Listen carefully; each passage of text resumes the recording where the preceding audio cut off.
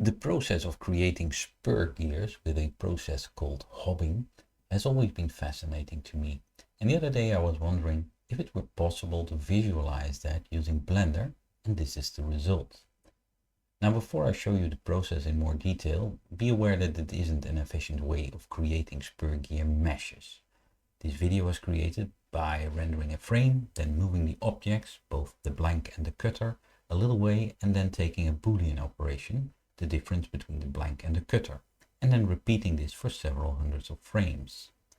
I used a script for that, so the process wasn't difficult or anything, but it took a long time relatively speaking, and this is of course not an efficient way to create a gear mesh. If you really want to model spur gears, you probably would be better off using, for example, geometry nodes or Blender's built-in extra mesh objects add-on.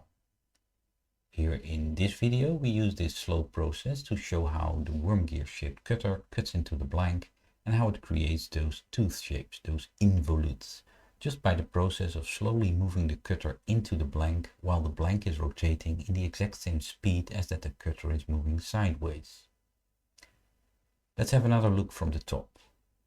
The cutter is a worm gear, or at least it's shaped like a worm gear, but that makes it a little bit difficult to see what is happening at the surface where the actual cutting is, even if we cut out the parts that are obscuring the view on the cutting area.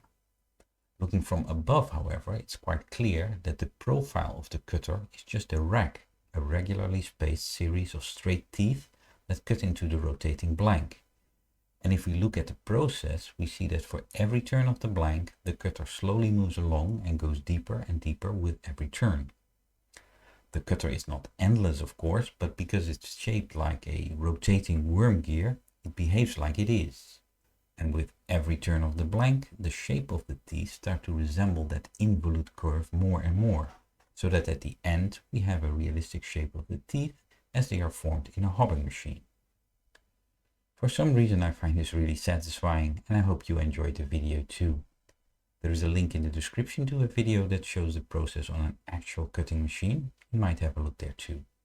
Thank you for watching.